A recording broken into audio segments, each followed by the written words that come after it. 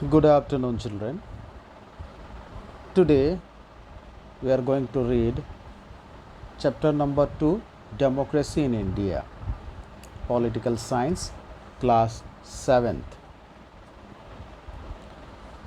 अर्थात भारत में कैसे लोकतंत्र सरकार बनी। जिस लोकतंत्र में, जैसे मैंने आपको पढ़ाया वाई डेमोक्रेसी में ये होता है कि लोग, कोई भी व्यक्ति 18 या 18 साल से ऊपर का होता है, चाहे कोई जाति, कोई धर्म, कोई वर्ण क्यों ना हो, उसे वोट देने का अधिकार प्राप्त होता है और उस वोट देने के तहत वो अपना एक रिप्रेजेंटेटिव चुनता है। और सारे लोगों से जब एक रिप्रेजेंटेटिव चुना जाता है तो वहाँ उस व्यक्ति को एक मंत्रिमंडल बनाना पड़ता है और सरकार बनानी पड़ती है। तो भारत में किस तरीके से लोकतंत्र का आगाज़ हुआ, डेमोक्रेसी इन इंडिया। आपको पता ही है, यहाँ फ़ोटो में दर्शाया गया है पार्लियामेंट का photograph, parliament of India. In India, elections are conducted after every 5 years. हर 5 साल में भारत में चुनाव किए जाते हैं। There are some rules and procedures to be followed during election. अब कोई भी चुनाव होता है तो उस चुनाव के दौरान कुछ नियम कानून को फॉलो किए जाते हैं। उस नियम और उस कानून के अनुसार ही चुनाव किए जा सकते हैं। इस अध्याय में हम पढ़ेंगे कि भारत में चुनाव कैसे किया जाता है, क्योंकि चुनाव से ही एक व्यक्ति को मौका मिलता है अपने मत के अनुसार वो एक कैंडिडेट को चुन सके सरकार में आने के लिए। तो यहाँ पहला जो नियम दिया है, keep your book in front of you when you people are watching the video. Universal adult Francis. Universal adult Francis के में तहत मैंने आपको पिछले चैप्टर में समझाया था कि किसी भी व्यक्ति को 18 या उससे ज़्यादा हो तो उसे मिलता है वोट देने का आधार। एज 18 और above have the right to vote irrespective of the discriminations on the basis of class, gender, age, race, etc. चाहे कोई भी उम्र का क्यों ना हो, कोई भी जाति का क्यों ना हो, कोई भी धर्म का क्यों ना हो, अमीर हो, गरीब हो, पर उसे अधिकार मिलता है वोट देने का। Each vote has equal value. People are free to cast their vote according to their choice. और यहाँ लोकतंत्र के बाद जब आता है, लोकतंत्र की बात जब यहाँ उठती है, तो कभी भी किसी बच्चे, कभी भी किसी वोटर को, किसी भी व्यक्ति को वोट देने का प्रेशराइज कोई भी नहीं कर सकता।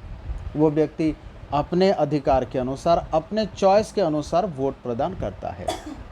इन India we have the principle of 1 person 1 vote, which means 1 person can cast only 1 vote. अर्थात इस नियम के हिसाब से अगर इसके सिद्धांतों को देखें, इलेक्शन के सिद्धांतों को देखें, तो एक व्यक्ति एक वोट डाल सकता है। ऐसा नहीं है कि एक व्यक्ति गया एक परिवार से और अपने घर के सारे लोगों का वोट डाल के आ गया, ऐसा कुछ नहीं है।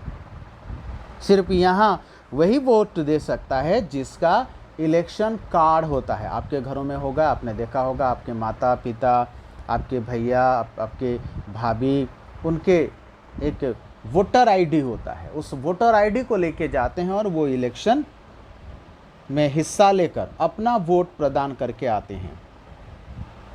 Universal adult franchise makes the government accountable to the people. और ये जो यूनिवर्सल फ्रांसिस वाला अमेंडमेंट है, ये हर सरकार को जनता के सामने जवाबदारी ठहराता है। Then next point, election in India. देखिए नीचे रेड में लिखा है election in India. Election commission of India, it is an independent body and it is headed by the election commissioner. अब इलेक्शन को पूरी तरह से लागू करने के लिए या इलेक्शन करवाने के लिए सबसे बड़ी जिम्मेदारी आती है इलेक्शन कमिश्नर के ऊपर, who is appointed for a fixed tincture of 5 years। वो 5 साल के लिए उनको who is appointed for a fixed tenure of 5 years. This commission has the responsibility to conduct elections in a proper and fair manner। और election commissioner का जिम्मेदारी होता है कि कोई भी चुनाव हो तो वो बहुत ही सुचारू रूप से हो, कोई झगड़ा नहीं, कोई लूटपाट नहीं, कोई चोरी डकैती नहीं, बल्कि वहाँ पूरी तरह से साफ सुथरी तरीके से। It fixes and announces the dates of the election, prepares the voters list, determines constituencies, gives recognitions to the political parties and allocates symbols to them। अब ये कमिश्नर का काम जो होता है यहाँ कुछ बहुत ही महत्वपूर्ण काम होता है। पहला होता है वो डेट अनाउंस करते हैं कि कब चुनाव होने वाला है। उसके बाद वोटर लिस्ट तैयार करते हैं, जैसे मैंने आपको कहा कि 18 या 18 से ज़्यादा उम्र के लोगों को अधिकार मिलता है वोट देने का, तो वो वोटर लिस्ट तैयार होता है और ये हर क्षेत्र के अनुसार ऊपर से यहाँ डिटरमाइंस कॉन्स्टिट्यूशंस। अब क्या होता है कि यहाँ पर एक शब्द लिखा है कॉन्स्टिट्यूशंस। कॉन्स्टिट्यूशंस मतलब होता है वोटर देने का क्षेत्र, एक वोटर दिया जाता है, वोट दिया जाता है। कॉन्स्टिट्यूएंसीज मीन्स चुनाव क्षेत्र, चुनाव क्षेत्र, जैसे कि हमारे पंचायत के लेवल में आता है चुनाव क्षेत्र, है, और गांव के लेवल में आता है चुनाव क्षेत्र। तो वो पूरी तरह से चुनाव क्षेत्र के ऊपर बहुत ही ध्यान देते हैं। Gives recognition to the political parties. अब जो भी राजनीतिक दल होते हैं उनको उनका पहचान पत्र देते हैं, जैसे कि उनको चिन्ह देते हैं। किसी का हाथ का चिन्ह होता है, किसी का कमल का फूल चिन्ह होता है, किसी का लालटेन का होता है, किसी का साइकिल का होता है, वगैरह वगैरह। It also provide the code of conduct. अब ये क्या करते हैं, पूरी तरह से इस चुनाव क्षेत्र को सुचारू रूप से चलाने के लिए उसका एक कोड देते हैं। Then notification for the election process. Next point in the page number 105, notification for the election process.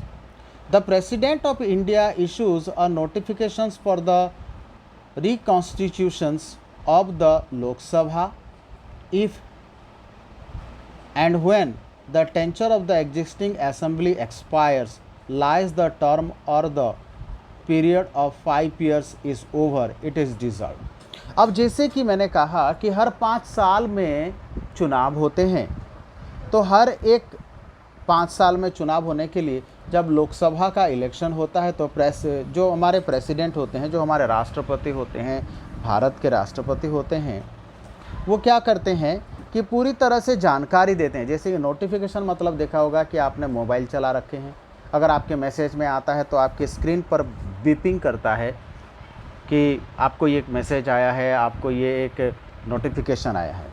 तो ऐसे ही प्रेसिडेंट क्या करते हैं, लोकसभा को पूरी तरह से याद दिलाते हैं कि अब 5 साल पूरे होने वाले हैं और आपका इलेक्शन होना ज़रूरी है, क्योंकि आपका जो सरकार है ये अब क्या हो जाएगी, डिज़ॉल्व हो जाएगी। डिज़ॉल्व मतलब पूरी तरह से ख़त्म हो जाएगी उनका काम करने का समय अवधि।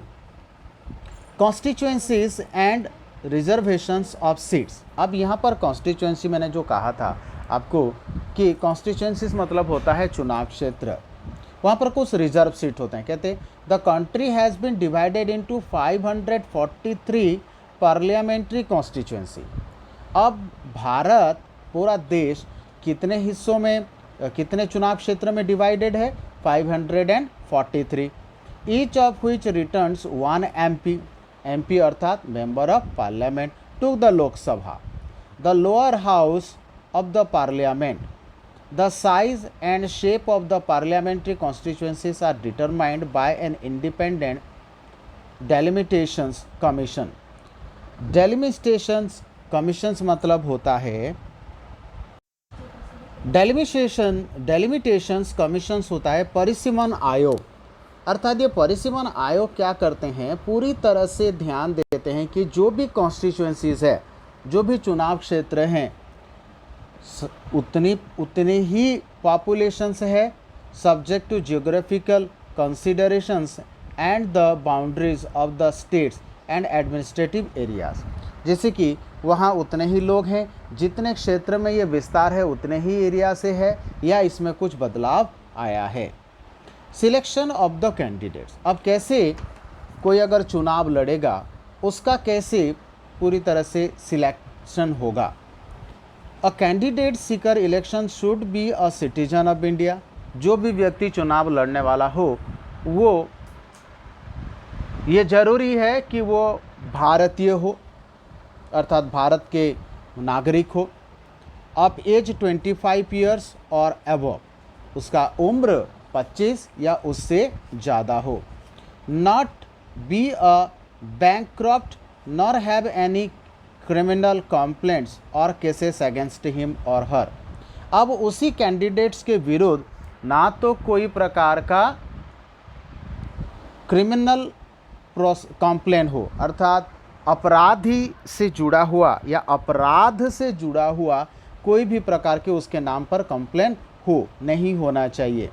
इंडिपेंडेंट और affiliated by any political party, और उसको या तो वो स्वाधीन होकर वो खुद अपने आप से लड़ रहा हो, अपने हिसाब से वो किसी ग्रुप को लेकर खड़ा हो, या किसी नामधारी पार्टी, जो पार्टी अभी चल रहा है, जैसे कि बीजेपी हो, जैसे कि कांग्रेस हो, जैसे कि जैसे कि और बहुत सारे पॉलिटिकल पार्टी हैं, तो वो पार्टी का व्यक्ति हो। Have to fill their nominations by the last date announced by the election commission. अब इलेक्शन कमिश्नर के द्वारा जो डेट अनाउंस किया हो नॉमिनेट करने के लिए, अपना नाम रजिस्टर्ड करने के लिए, उस डेट से पहले उसको नॉमिनेट करना पड़ेगा। Candidates also have the freedom to withdraw their nominations whenever they wish to. और उस कैंडिडेट को, जो भी व्यक्ति वोट में अपना नाम चुनाव लड़ने वाला हो, वो व्यक्ति को अधिकार प्राप्त ये होता है कि कभी भी वो अपना नाम वापस ले सकता है, अपना नाम वापस ले सकता है। ये जो शब्द हमने एक देखा नॉमिनेशन, इस नॉमिनेशन शब्द को कहते हैं नामांकन, नामांकन करना वोट के लिए। Then scrutiny, scrutiny means what. अब यहाँ एक शब्द आता है स्क्रूटनी। स्क्रूटनी मतलब होता है these nominations papers are checked and scrutinized by the election commission. Nominations papers with incorrect informations are declared invalid. अर्थात स्क्रूटनी मतलब होता है जिस व्यक्ति ने नॉमिनेशन भरा है, अर्थात इलेक्शन लड़ने के लिए अपने आप में अर्थात चुनाव में अपने आप को खड़ा करना चाहता है, तो उसने जितने भी पेपर्स सबमिट किए हैं इलेक्शन कमीशन के पास, तो उस सारे पेपर्स की पूरी तरह से जांच होती है। स्क्रूटनी मतलब होता है जांच होना, उस सारे पेपर की जांच होती है। अगर उस पेपर में कोई भी प्रकार की इनकरेक्ट, अगर गलत इन्फॉर्मेशन पाई जाती है, गलत जानकारी पाई जाती है, तो उस व्यक्ति को नॉमिनेट करने से इलेक्शन कमीशन क्या करता है, इनकार कर देता है। Then allocations of symbols. Election symbols are allocated to the candidates depending on their political affiliations and independent status. Two parties or candidates are not given same or similar symbols so as to avoid mistake. अब जैसे कि यहाँ चुनाव लड़ने के लिए इनको चिन्ह दिया जाता है जिस पे हमें अपना वोट लगाना है, तो अगर वो व्यक्ति क्या कहा जाता है, election symbols are allocated to the candidates depend upon their political affiliation. जो भी उनका पॉलिटिकल बैकग्राउंड है, जो भी जिस पार्टी से वो चुनाव लड़ना चाहता है, तो उस पार्टी के हिसाब से उनको चुनाव चिन्ह दिया जाता है। अगर दो व्यक्ति एक पार्टी से लड़ रहे हैं तो एक प्रकार का चुनाव चिन्ह नहीं दिया जाता है, क्योंकि ये सबसे ज़्यादा गलती हो सकती है। So dear students, up to this level today we studied. After this you people will get the homework questions. After